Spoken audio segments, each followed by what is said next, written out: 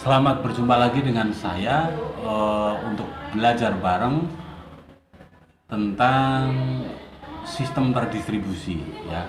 Kali ini temanya adalah penerapan waktu dalam sistem terdistribusi yang akan kita bahas sekitar 20 menit ke depan. Baik, kita mulai. Apa yang kita pahami tentang sistem terdistribusi ya.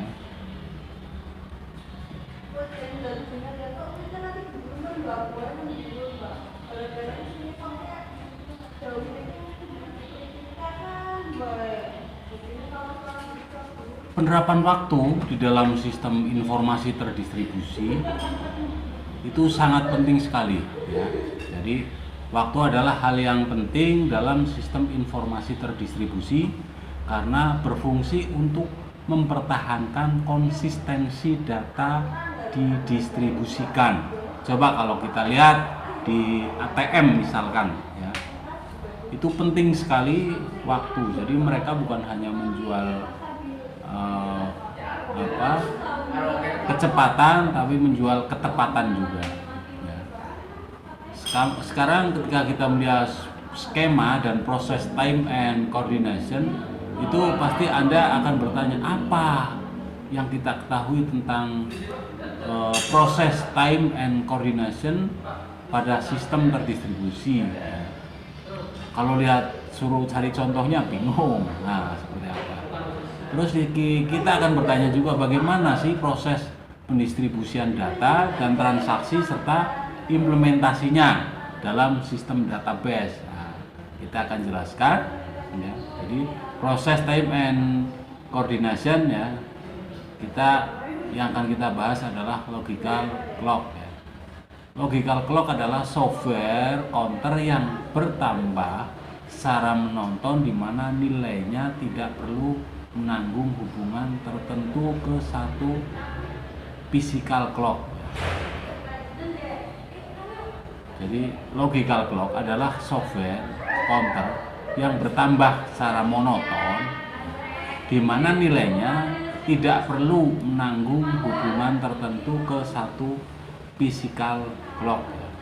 Nah, jadi hampir seluruh komputer itu memiliki hubungan atau sebuah sirkuit untuk menunjukkan waktu.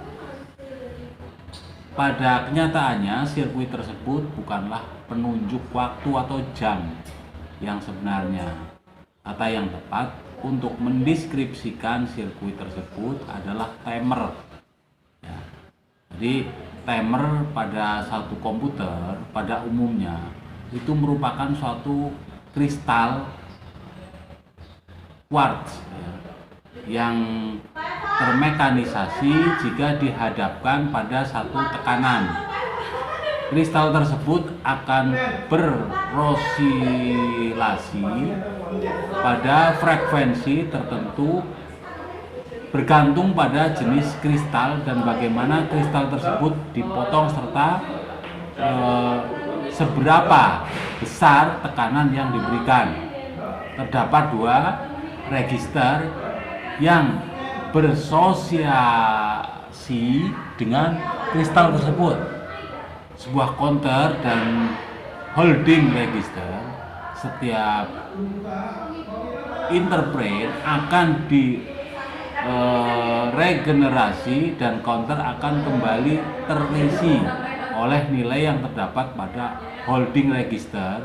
Dengan begini sangat memungkinkan untuk memprogram sebuah timer untuk meregenerasi 60 input tiap detiknya atau sesuai dengan frekuensi yang diinginkan.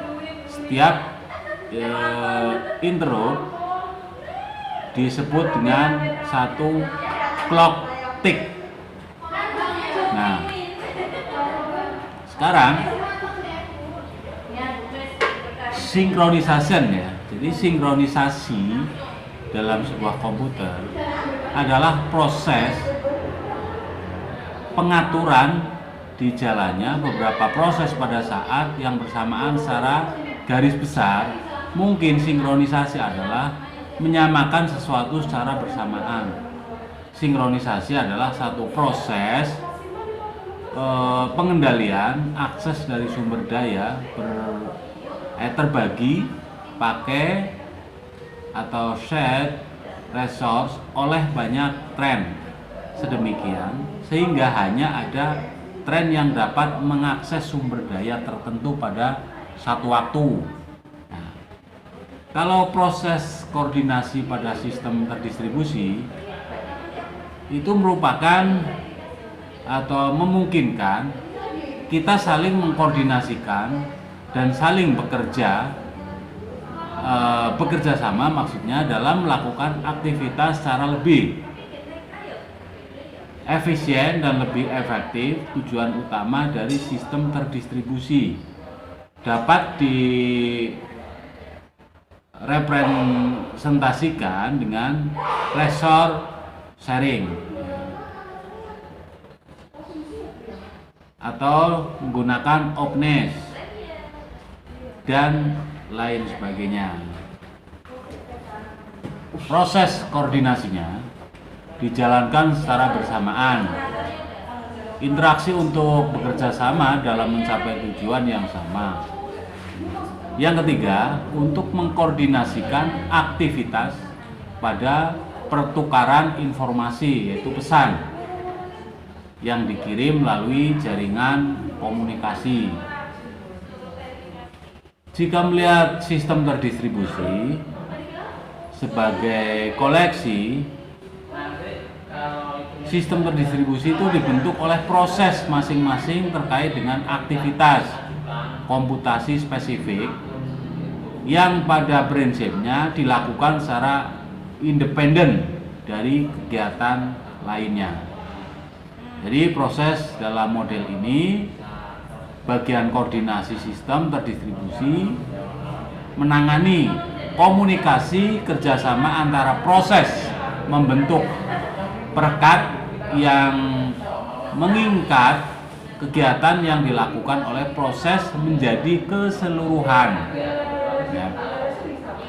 Jadi perbedaan antara model sinkronisasi dan asinkronisasi itu adalah sistem basis data yang terdistribusi dapat menyimpan duplikat dari data yang sama dalam set yang berbeda agar perolehan informasi yang semakin cepat dan toleransi kesalahan.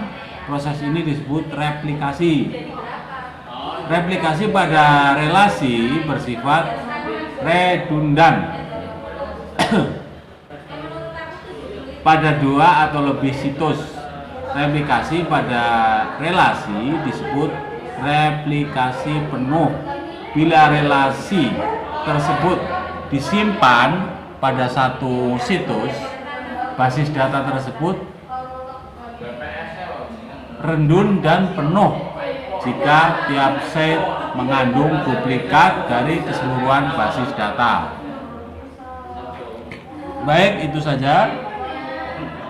Terima kasih. Materi bisa diunduh di sistem informasi sekampus. Cukup sekian. Selamat belajar.